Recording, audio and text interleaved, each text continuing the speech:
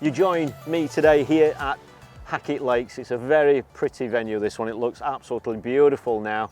We're in the warmer months. I've only ever been here once before, and that was in December. It looked a very different place with ice down the margins.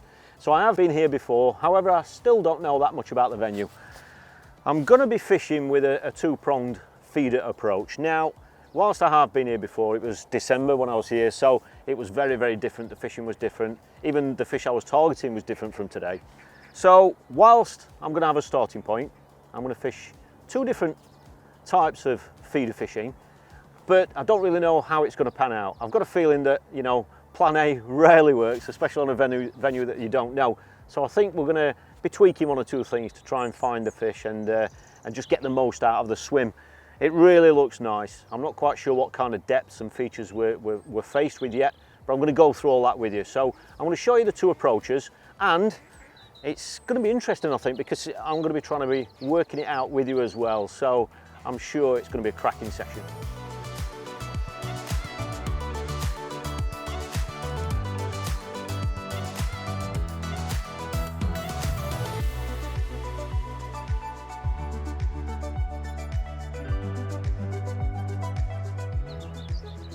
We picked a peg here at Hackett Lakes, which is permanent peg 45. It's quite an open peg. We've got a bit of a breeze blowing in, and I've got to admit, while we've been setting up, we've seen a couple of carp roll out there, out in the open water. So we're going to go down a two-pronged approach today. I'm going to be targeting the carp out there with an open method feeder, and for targeting those, I'm going to be using micro pellets. 2mm micro pellets. I've got three different sorts actually in here, just mixed up. It's something I've been experimenting a lot with. Just adding more flavour, using more flavoured pellets now that the water clarity is getting a little bit more coloured. Now we're heading in towards summer. So they're the main bait for the method feeder. As regards the hook baits, as always, I've got a selection of wafters. I love wafters over all baits if I can. Obviously, hard pellet and other baits do come into it, but for me, I always kick off with wafters. So I've got a selection of those to be trying. What I can also do as well is later on during the day or during the session, depending on how it's going, I will be adding some colour to the pellets as well. I'm a massive believer that in deeper water, sometimes you've got to give fish a reason to be down there. And one of the ways of trying to draw fish down or getting them to go down and be more inquisitive about the baits that you're putting on the bottom, one of the ways you can do that is by adding colour, you know, and things like fluoro rocks can do that. So I've got some of those to try to add to the mix. And I've also got various glugs and larvas and things to try as well, just to try and draw fish down if they are in the upper layers. Now the other approach is going to be a fish for anything sort of approach. This venue has got lots of silvers in it, but when I say silvers, there are bream in there, some better bream, there are tench as well. So I'm going to be fishing that with a feeder at shorter range. I'm going to be introducing ground bait on that line. The mix here is mainly F1 green, so it's a lovely fish meal mix, but it's sweet as well, which hopefully will allow us to catch anything. The main bait I'm going to be putting in on that line is going to be live red maggots. Obviously they will catch anything, but what I'm also going to be introducing on that line is a few micro pellets, but then I've also got some corn, and I'm going to be feeding it chopped. Like I said before, if we are fishing in deeper water, introducing some sort of colour on the bottom can help draw fish down, and obviously there aren't many baits that are brighter than corn, are they? But because I've chopped it, that's going to give me the option of being able to feed the fish without hopefully filling them up, because they are smaller pieces of corn. But the beautiful thing about chopped corn is as well, if I feel the fish are grazing on that, I can actually put pieces of that, even the corn skin, actually on the hook itself. So it just gives you another option. And that's really it. Now the bit that I'm not sure about is exactly how deep it is everywhere. I don't know if there are sharp shells anywhere. And obviously once I've got that information, that might determine exactly where I'm going to be fishing. So I'm going to get a bomb on, get my stopwatch out, and just get a feel for what it's like out there.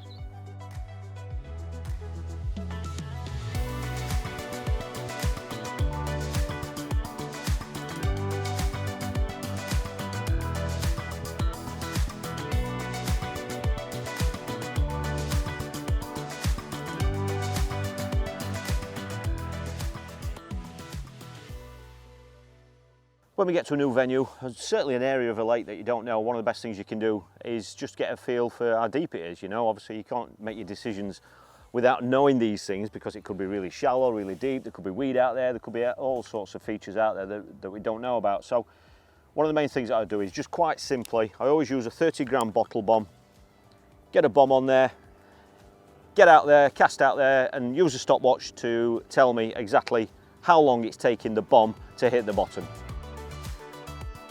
So it's really quite simple. All I basically do is cast the bomb out. As soon as the bomb hits the surface, keep your finger on the line so that the bomb falls under tension, and start the stopwatch when it hits the surface and stop it when it hits the bottom. Simple as that. And for me, there's two different ways of doing it. You can start long and work your way in. I don't really know why, but I just prefer to start short and work my way out that way. But it doesn't really matter which way around you do it. So all I'm going to do is just underarm it to there. As soon as it hits the surface, stop the stopwatch and stop it when it hits the bottom. That's 2.6 or 2 seconds 6. Okay, so that's going to give me an idea of how deep it is just there. I'm not going to fish any shorter than that, so I'm not too concerned about what it's like shorter than that. So I'm going to go out now to about 20 meters, 22 meters. Stop it there. When the tip bounces back, 3.1. Okay, so that's telling us obviously it's getting a little bit deeper. Now, one of the common questions that we get asked all the time is there a formula which equates to the depth as regards the count? Now, unfortunately, the answer to that is no. And we know this because we proved it through underwater filming and underwater sonars and stuff, because basically the further out a bomb goes, it falls with less friction basically, or it falls much quicker the further out you go. So there isn't an exact formula, but we have come to a really nice average. So your general average is that with a 30-gram bomb, which is about an ounce, it generally falls through the water at 1 meter per second. Okay, so that last reading was 3.1, so that's telling us it's about 3 meters deep. That's the best guide that we've got. So I'm just going to go further out now. I'm approaching that area now where I saw some carp moving. Start the stopwatch. That's actually 3. So that is suggesting that between 22 meters and that range there, which is about 30-35, it's the same depth. All right, simple as that. And I don't plan on going much further than that, but I am going to have a cast out there just to have a look, because obviously this is going to help all your decision making. And you do know, if you do have to go further today, we're going to know if we're going into deeper water. Exactly the same, 3. So that's saying it's leveled out at just over 3 meters deep, which isn't mega deep, but in summer it can be quite deep if the fish are up on the surface. So now we know all that, there's just 2 other things that we can do just while we're talking about it. One of the things that you can tell is that when the bomb hits the bottom, if the tip comes back really quickly, really sharp, then that's telling you it's falling onto something that's quite solid, it's quite firm. So that could be gravel, or it could just be sand. Okay, and on the flip side of that, if the tip comes back really slowly, then that's telling you that it's landed on something that's soft. So that could be really soft silt, it could be weed.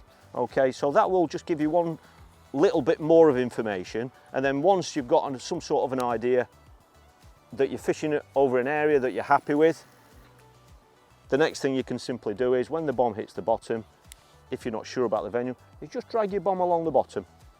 By doing that, that will definitely highlight areas of gravel, and it will also pick up any weed or any sort of snags or features that are out there. It's just one final check that we do before we decide where we're going to fish.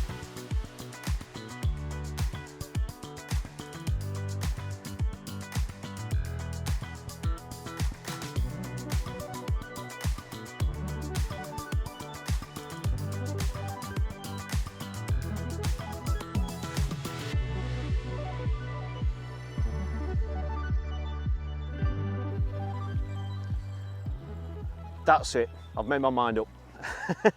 I've got both rods there. I've used the shorter rod obviously for the shorter line, and I've got a 12-foot rod for the longer line. Good thing about having a 12-foot rod is you can obviously chase fish out. I'm quite happy with those 2 spots now. I'm happy that the depth is where the depth I want to be in, and I'm happy that the bottom is all right, which I think is a little bit more important, to be fair, particularly at this time of year. So now I've clipped up exactly where those spots are, but I don't know what they equate at as regards meters. If I've got to take my line clips off at any stage, if I hook any carp or anything, then obviously I need a reference point to go back to. So all I will now do is get both of these rods, go to the measuring sticks, and get an exact reading in meters about what each range is. So all I simply do is get the bomb, wrap it around that first leg, and these sticks are actually, you can have them set at whatever range you want or distance you want. These are actually 2 meters apart. So I'm just going to count 2 in 2s, obviously up to where the line clip is. 2, 4, 6, 8.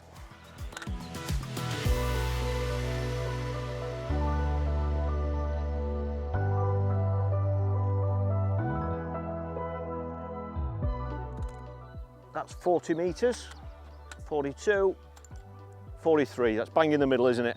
So that's bang on 43 metres. So now I know if I've got to take my clip off, I've got a reference point, I can go back to exactly that same spot without having to guess it. It's just dead easy to do on the sticks. So all I'll do now is count that back. I always count it back. It's amazing how many times you might have miscounted, particularly if you're chatting to the lad at the next peg. And then I'll just do exactly the same on my other rod.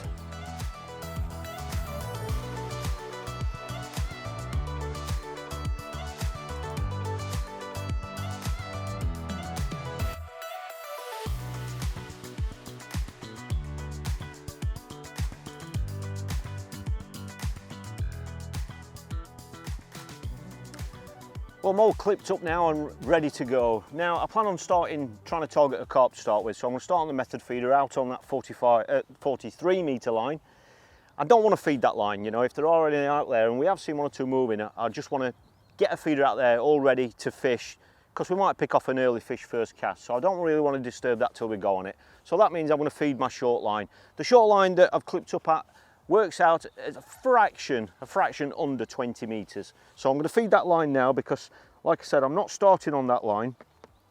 I am going to be leaving that line for a while. So all I'm going to introduce are a few micro pellets, some of those red maggots, which obviously can catch anything, and then some of that chopped sweet corn as well. And I'm just going to put 4 or 5 feeder fulls in on that line because I don't plan on going on that, certainly for the first 3/4 of an hour or so.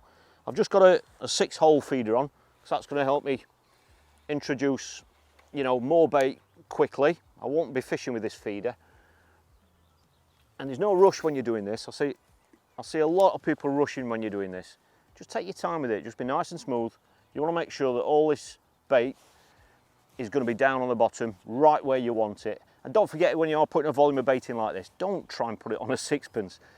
We're going to go on this in probably an hour, might be longer, and we want grazing fish to be there, and they can't graze on a small space like that. Just spread it over a metre. Don't be, afraid to do that.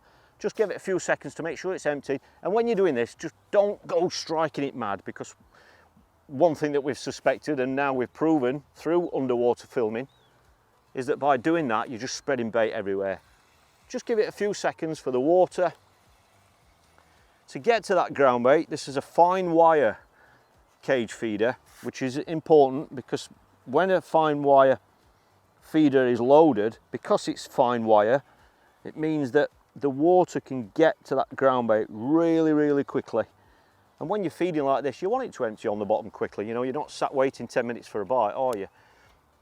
So just think about your choice of feeder, because every feeder empties differently. So I'm going to put 5 in, be nice and positive with it. So that's 4. I'm just going to put 1 more in just to finish it off. Mainly ground bait. Don't forget, ground bait on its own can be enough to hold fish sometimes. And I'm quite happy that what we've put in now is going to give us at least 3/4 of an hour, at least, before we even think about having a look on it. And that's the 5th one. That's gone in.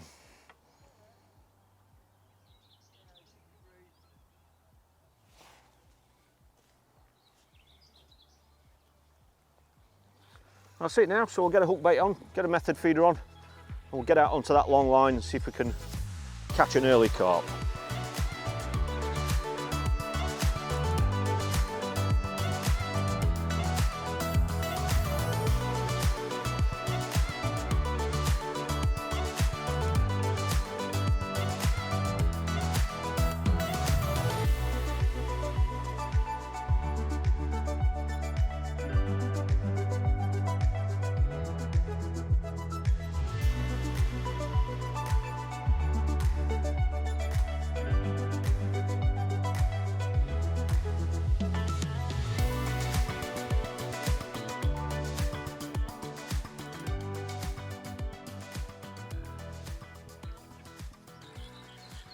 We had that initial 10-minute cast, didn't get any indications whatsoever, so as the day's going on, we're seeing more and more fish cruising about, i.e. carp. Well, I'm assuming most of them are carp.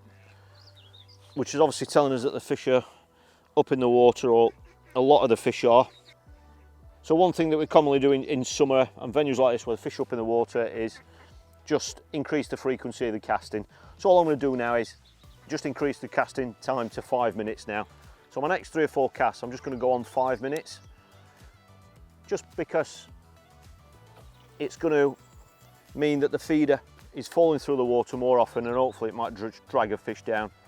The only thing you've got to remember is when you do this is, depending on how you load your feeder, is just don't load your feeder quite as hard, quite as tight, because obviously if you pack your pellets on really hard and they're not going to be breaking and expanding within the first couple of minutes of your cast, then if a fish does follow it down quickly, you want the fish to be able to obviously get to the hook bait. So that's something to bear in mind. So I'm going to have 3 or 4 5-minute casts now, just to see if that frequency draws a fish in to come down and inspect that feeder.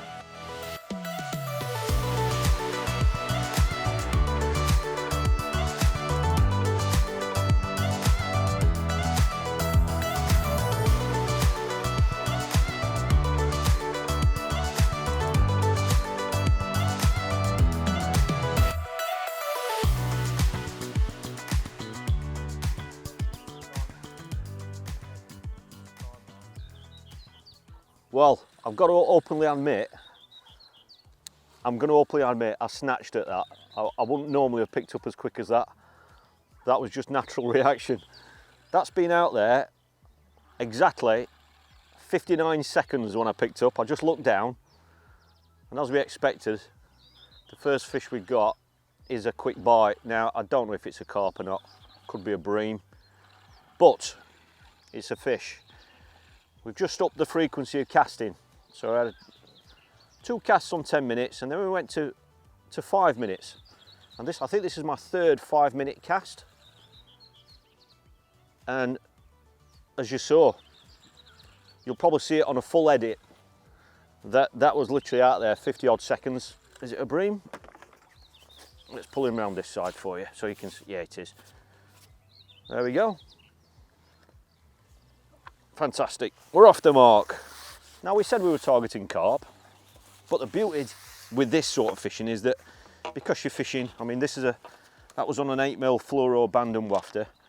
Even when you catch accidents, you know, which is what we call these now. I went out there for a carp. I've come back with an accident, but that's easily a 2-pound fish, you know. So even though you haven't caught your target, you've caught a 2-pound accident, and that can be quite often how you make up some of your weights, you know, your backing weight, if you want to call that, around your target fish. So let's get him unhooked, and we'll get back out there. We'll stay on those 5-minute casts and see if we can catch a few more on this before we go onto that 20-metre line.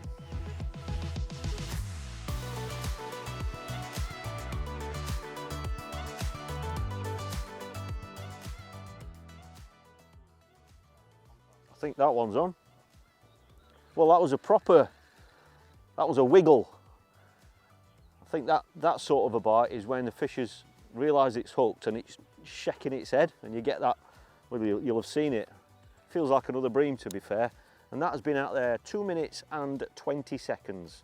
So again, even though they're not carp, they are quick bites, as we call them. If I am going to stay on this, then I think I'd feel much more confident if I was to put a couple of feeder fulls in on that 20-metre line just to keep it alive.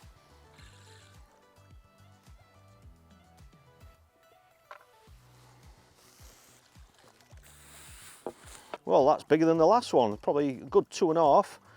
Again, another accident, but you know, we've put 5 or 6 pound in the net there with 2 accidents, as it were, and again, it was out there less than 3 minutes. So even though these are bream, it's showing you, you know, that these are possibly following the feeder down as well.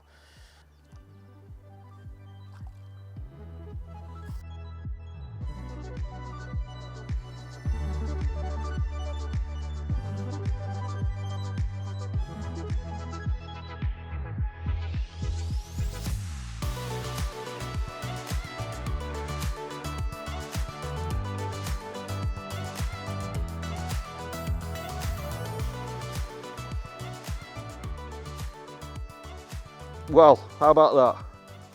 That has literally been in less than a minute. 30, 40 seconds, if that. I was stilled. In fact, the line hadn't even sunk. And that's nailed it straight away. It's fighting back a little bit, this one. Does feel like a bream, but feels like he's got a little bit more, he's a bit angrier. We don't really know what the stocking level is in this lake, so there may, no, he's going for a run. My guesses are this is a little carp, like a stocky carp. Like I said, but not really knowing the stocking levels and stuff. It's nice not knowing what you're going to hook.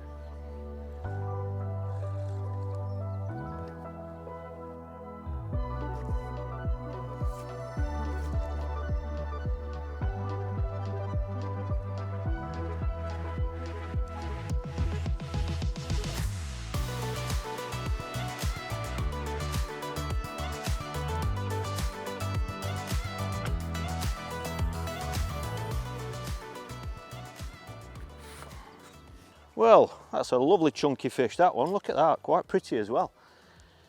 40 seconds for bites, you know, it's something that, you know, the way that you load your feeder is important. There are lots of method feeder anglers out there that wouldn't even be fishing in 40 seconds, you know. The pellets would still be fast around the feeder. So at this time of year, just think about how much pressure you're putting on your pellets. And that way, fish like this are following that ball of pellets down, then they're still going to be able to get to your hook bait.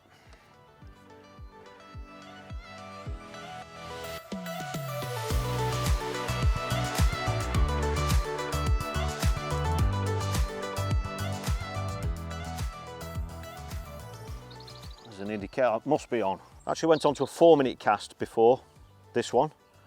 Had a couple of little indications, just as though there's 1 or 2 fish milling about out there, but obviously they could be anywhere between here and where the feeder is. But that time there wasn't much of a warning. Not quite sure if this is another bream or whether it's another one of those carp, but it just shows that, you know, sometimes there are patterns in the way that we catch fish, particularly with timings, and you know, it's good to spot patterns, you know, and you can only really do that with a stopwatch and just being aware of how long your feeder's actually been out there. It's feeling a bit breamy at the moment. Swimming towards me now. Yeah, he's coming across the surface now. Another good accident. Makes you wonder if we're going to be catching those on that 20-metre line. There we go, it's another 2.5, 3 pound in the net. You see, we've already got the equivalent now of a big carp, haven't we? With those 3 accidents, plus the other carp. And the great thing is we're not waiting long for them either. There we go, another fantastic fish. And when you're catching accidents as quick as that, it's almost as good as catching carp, isn't it? Especially if you've got to wait a long time for them. So we're at that stage now where you need to think about that 20-metre line. I either need to feed it and continue on this method, or I could have a look on it. But I think what I'm going to do is I'm going to feed it. I'm going to put 2 more feederfuls in, because if fish like that are around, they're going to be mopping all that up, and obviously I want that swim to be alive when I go on it. Had I not caught on this, I'd be more than happy putting a hook length on and having a look on that 20-metre line. But I think because we're getting bites so quick on this, it'd be nice to hook another carp, but it's worth another couple of casts. So I'm going to put 2 cage feederfuls of bait back on that 20-metre line, and then get back out there quickly with the method and give that shorter line a little bit longer to settle.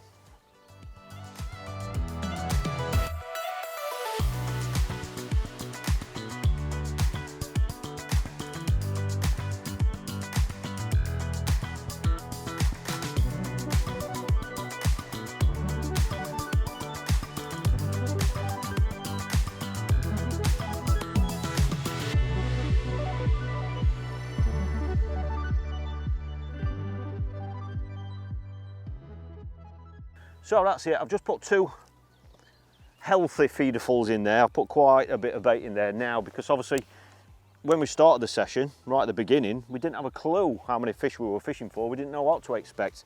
However, now we're a little bit wiser now, aren't we? Because we know that there are 1 or 2 bream feeding out there. We've had a carp, so I can only imagine that those fish are possibly going to be around that 20-metre line as well. We know it's a similar depth. We know that because we obviously plumbed the depth and everything, didn't we? So why wouldn't they be on that line? So I put 2 feederfuls in on that, and I'm going to have, I think I'm going to have at least 3 quick casts back on the method, just to see if we can get any more on it.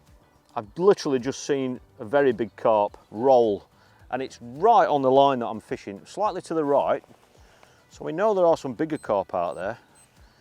It'd be nice to latch into one of those, but because I've just fed that short line, we've bought more time. You know, we can leave that at least for another 20 minutes or so because we've put feeding on it. So yeah, we'll see how this goes, and then we'll make a decision about whether we're going to change in about 20 minutes or so. In a match, in an ideal world, you'd obviously, whatever you were catching on this, you'd continue catching on this, wouldn't you? But it'll be interesting to see if we can catch on that 20-metre line, and it'll be interesting to see what species are there as well.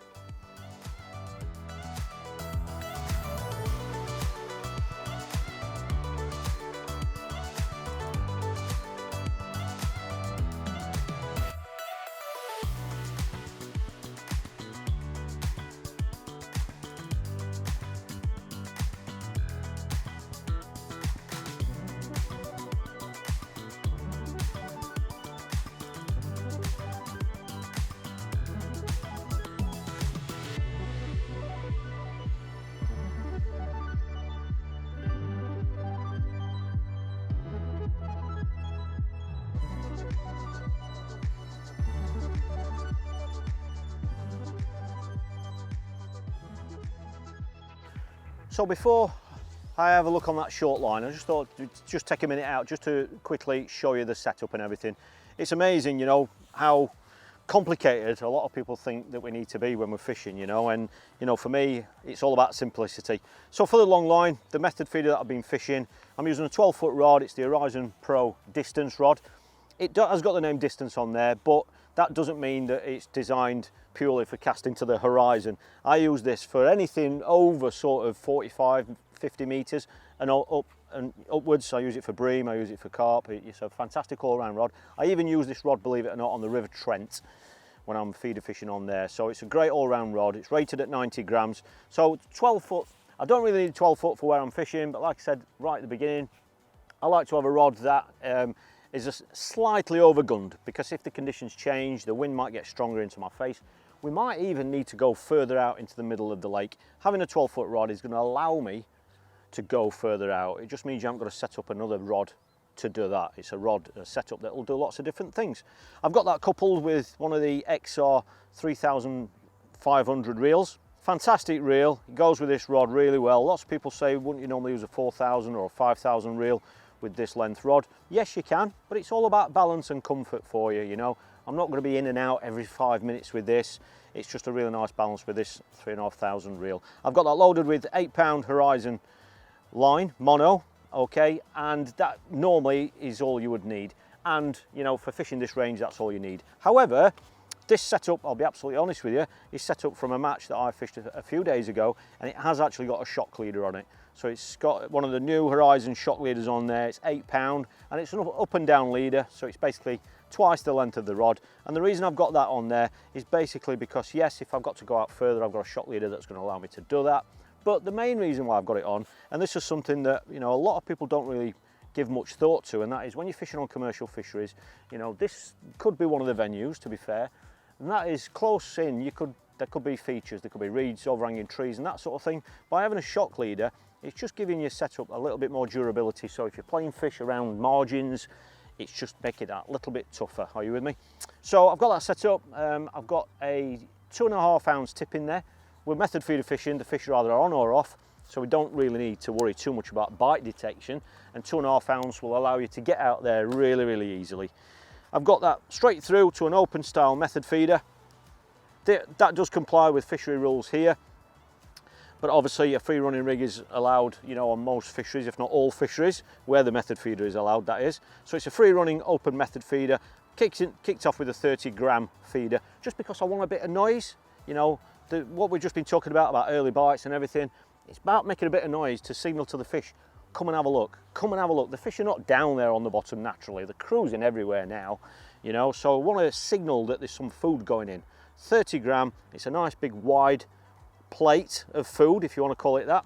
And then I've got that just to a quick change adapter there, and that is to one of the Matrix ready tied 4-inch hook lengths. The hook is a size 14 MXC3, and I've got a bayonet on there, or a boilie pin if you want to call it that, just so that I can mount the wafter on there, and it just looks nice and discreet. And I've been fishing with an 8mm wafter, has been best, one of the Bandon wafters, and that is it. A super simple setup. But like I say, you know, when you're method feeder fishing, as long as you've got everything working all right, just keep it really nice and simple. That's all it is. It's a fantastic way of fishing when it's right. But that sort of a setup will allow you to fish anything from 5 meters right the way out to 65 meters, you know, so it's a really kind of universal setup. Like I said, this is a setup that I've used 2 or 3 times now within the last couple of weeks, so it's ideal for lots of different venues.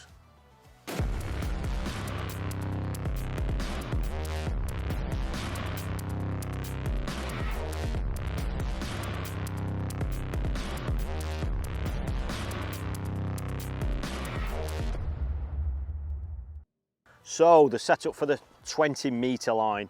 This is a setup I use quite a lot on lots of different venues, because we all know how unpredictable carp can be. However, on lots of the matches I fish, if you can boost your weight with any bream, skimmers or anything like that, then that can obviously get you out of trouble and just add to any carp that you have caught on those harder stages of a session. So the setup is, I've got a Horizon Pro. This is the commercial 11-foot feeder, a really versatile rod. You know, I'll use this for silverfish, for bream. However, just last week I was using this for method feeder fishing. Because it is a feeder rod, that just means it's got a little bit more backbone than some of the rods that we would use for silverfish fishing. So it's a fantastically versatile rod. I really do like it. It's 11 foot, and that's because I'm only casting 20 meters. I don't need a long rod. I've got that coupled with a 3000 reel, and this reel has actually also got 8-pound Horizon on it. It's 8 pound, you could get away with 6 pound, I'll be absolutely honest with you, but with 8 pounds, you've just got an extra little bit of security and durability. You know, if you're faced with, you know, pegs that might have snags in them or features and stuff. And because the Horizon line is such a low diameter in comparison to most other brands out there, an 8-pound line in Horizon is probably the same diameter as most 6-pound lines. So you've got the same sort of diameter, but added strength. I've got that going right the way through to a 1 ounce tip. That's all we need for bite detection. And I've got that going straight through to a free running rig. So I've got a free running cage feeder on there. That's on there with a snap link swivel, as you can see, free running. And that is just running to a rubber stopper, one of the feeder stoppers. That's all it is. That's pulled onto the line. All right, I've then got a small section of line, about 10 centimeters long, and that is where there's a loop, and that's where I attach my hook length loop to loop. And I'm going to kick off with a 50 centimeter hook length. The hook length is 0.125 in diameter, which breaks at around 3.5 pound, 4 pounds, something like that. And I've got that going through to a size 14 barbless hook, because there is a barbless hook rule here. And that is it. How simple is that? Obviously, on these sorts of venues, if fish are coming to the feeder, I might need to shorten that hook length, but I'm going to leave it at that length for now, just to see how we get on. And I just want to point out, you know, something that has helped me massively in my fishing, and that is the use of a free running rig. On this fishery, you have got to use free running rigs. You know, there aren't any fixed rigs allowed. However, had you been able to use fixed rigs, I still would have used this same free running rig. And that's because we've seen that there's some bream feeding. And quite often, when you're fishing for bream and skimmers, slack lining is the way to go. And that's something that I can talk to you about once we actually get fishing.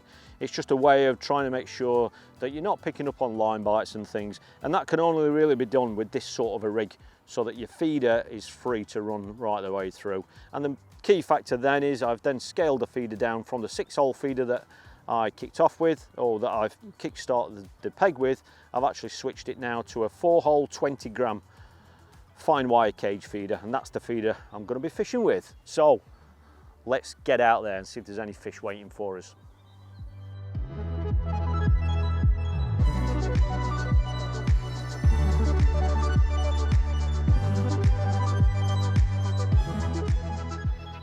This is turning into a fantastic session. I'm really enjoying it because we're aiming to mix it up and try a few different things. It's very busy through this part of the year now, and I'm fishing lots and lots of matches at lots of different venues up and down the country, and lots of different styles of fishing as well. What I'd really like to ask you is, we are hoping over the next few weeks for me to get out and film a live match film of me competing in a match somewhere at a venue in England. If you would like to see me at any sort of venue, any venue that you might fancy see me tackle, even if it's a venue I've never even heard of, please comment below and let us know where you'd like to see me fish a live match. And it's not solely for feeder fishing. I'm more than happy to go out there and fish with a waggler, a pole, tap, slap, cup, ship, margin, clump, whatever you want to call it, tapping, whatever method you'd like to see me fishing. Please let us know in the comments below, and hopefully we will be able to get there and film a live match for you.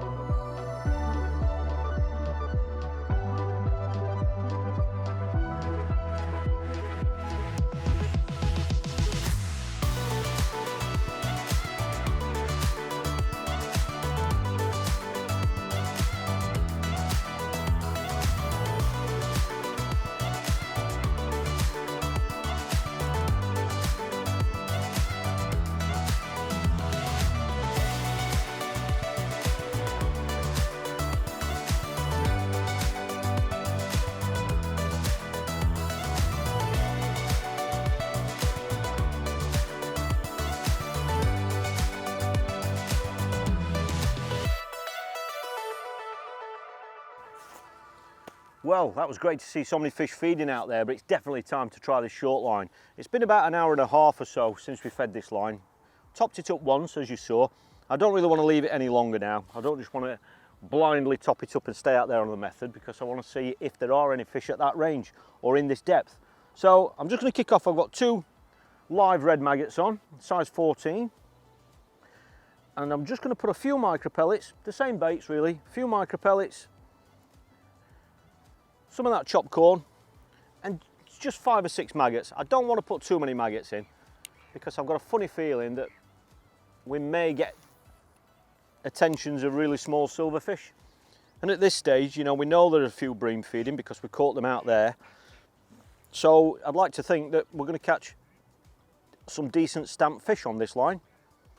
But I dare say if there are any bream there, or carp even, I know we're not really targeting carp on this line, that we'll get indications. You know, if they're happily grazing on that food, what we've put down for them, they haven't had a feeder go over their heads yet, so hopefully there's 1 or 2 grazing down there. I'm sure we're going to get indications they'll give themselves away. 50 centimetre hook length, we might have to shorten that up if they are going to the feeder, which is what can happen on commercials this time of year. They're going to the feeder because that's where the food is, you know, at the end of the day. That's where the ground bait is, that's where all the freebies are. If that's happening, then we might find that we need to shorten that hook length up. But I'm not going to do that just yet, because we've got a decent bit of depth there, and I think we already strongly suspect that a lot of the fish are up off bottom. By having a 50 centimetre hook length, it's giving that hook bait. Is that on? We've hooked one. How about that? I wasn't even sure if that was on, but we've got one, first cast. And that looks like a good fish as well. What you got to remember is, I mean, we're expecting bream. I mean, we've already caught bream on the method feeder. The last thing you want to be doing is picking up on bites immediately. You know, they're not like roach. Because what you can do, if it is a liner, you could pull the feeder into a fish, or even worse, foul luck one, you know, or prick one, and that can spook the whole shoal, you know, on some venues. So it's sometimes better to sit on your hands, and that's why I'm using this sort of a rig, because you can slack line it. There we go. Well, that's a fantastic start. Didn't get many indications actually. I expected 1 or 2 indications before we actually had a bite. But obviously we'd rather not have the indications. He's a pretty fish, isn't he? Immaculate, that one. Double maggot, bang in the middle of the bottom lip. So we'll just pop him back. So with a rig like this, you know, it just enables you to slack line, which is something that you know, we do more and more, especially for skimmers and bream. And basically slack lining it, it basically means that you're only, more often than not, picking up on actual bites and not indications, if that makes sense. When you're slack lining, you're kind of making sure that the fish has definitely taken the bait and the bait is in its mouth and it's on. So just sit on your hands sometimes. You know, it's quite often we'll miss more bites striking too early than what you will by striking too late. So we'll just go back to that same spot. I've scaled the feeder down from the feeder that we've fed with. So I'm not on a 6-hole now, this is a 4-hole. It's a lovely feeder. See, that was a bite straight away there. I don't know if that's on. Let's have a look. It's gone straight around when we've got one. So that's what I said to you about having that longer hook length. The fish are up in the water, they might be following the feeder down. This is a smaller fish. Or is it a swinger? We can swing him. Is it a roach? It is. There we go. So we know there are a roach out there now. Just pop him back. So what I'm going to do now is, because this is I mean, we're learning about the venue just like you are. You know, we don't know this venue, you know, very well at all. So what I'm going to do is, just to experiment, I'm going to cut out the maggots. Now we know there are some roach out there. I don't really want to be catching roach all day, not if we think there's bream feeding there or even carp. So what I'm going to do is I'm going to cut out maggots altogether. I can still put them on the hook. Really nice, attractive double maggot hook bait. But what I'm going to do is just feed micros now and corn with the ground bait. And let's just see if that makes any difference. Because it might just deter those little roach a little bit and give the better fish chance to get to that bait.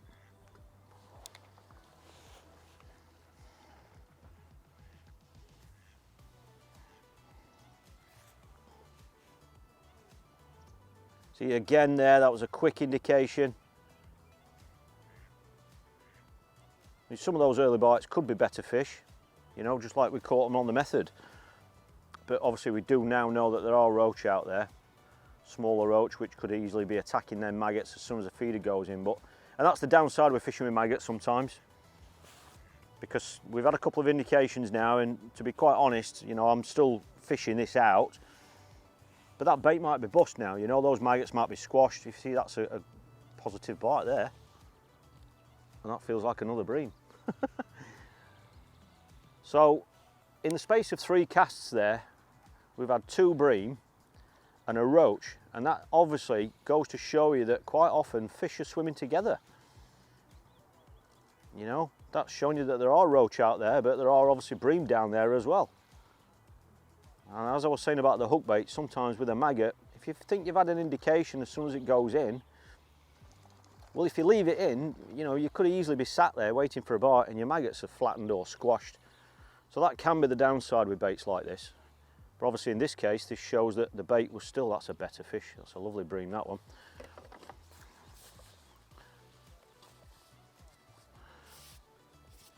It just shows that whilst there are roach there, there are obviously fish of that stamp underneath them. And that's probably a 3-pounder, I would say. He is. Fantastic condition for the time of year. You know, at this time of year when fish are spawning and just finished spawning, the condition of them can sometimes not be too great when they're going through that. That's a beautiful fish, isn't it?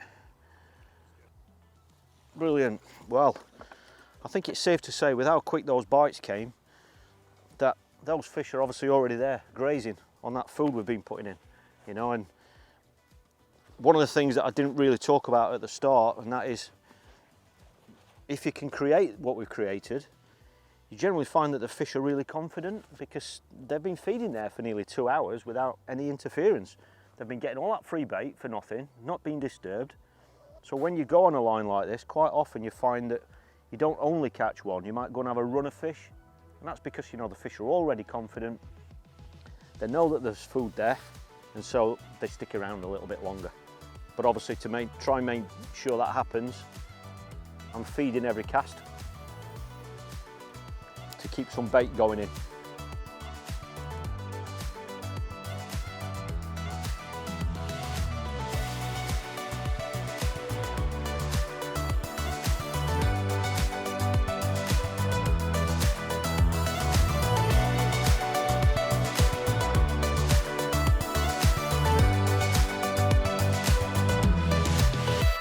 Well, I've got to admit, it's been a really interesting session. It's always nice fishing a venue that you're unfamiliar with, especially when you're hooking fish and you don't really know what to expect or what you might catch. I think it's been pretty evident, and it's been a great example, I think, not through design, that, you know, when fish are up in the upper layers, when you're feeder fishing, you're kind of almost trying to catch fish where they don't want to be. And so that's when the frequency of casting and all that sort of thing can really catch you one or two extra fish. We did catch an early carp, and, you know, now looking out there and seeing how many carp are actually moving about, we may have been slightly lucky to catch that one. But I honestly believe that when I fish venues like this with a method feeder, it's better to stay on that method. That's just constantly working that one line, trying to draw fish down. And as you know, when we caught a few fish, we then went onto that short line. So frequency of casting has definitely been important, because even the last visit on the method feeder, you know, we were catching bream, and we were catching them in less than 90 seconds in some cases, you know. So even the bream were going straight to that method feeder and getting caught, you know. And let's face it, when you're catching 3 pound bream within 30 seconds in some cases, then you know, it's really, really special fishing.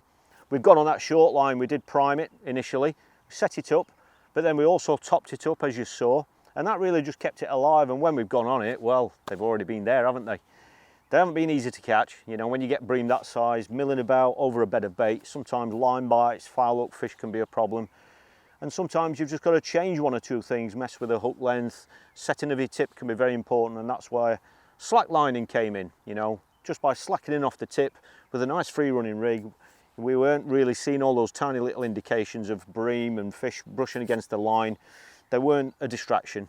By slack lining, it meant that when the tip went, you know, in nearly every case, it meant that the bream was already on, you know, and that's just a nice way of making sure you're not spooking fish that are feeding over a fed area like that when they're grazing, as we say. So it's been a really interesting session. There's been a few things in here that I didn't think we were going to be doing today. It's been nice to show you those things, and, you know, and that's why it's so nice to get onto a venue that you don't know, because, you know, there are often one or two surprises. I don't even imagine what kind of weight we've had today. We haven't had a keep net in today, and it's, you know, well, who knows what kind of weight we've had. It's been incredible, you know, so many good stamp bream, and that's why fishing like this, when the carp are on one of those iffy days, then it shows that you can still have a fantastic day's fishing, even with the same kind of tactics that you would use for catching carp. So it's been a really useful session for me as well to see the venue, and I really hope you've enjoyed it.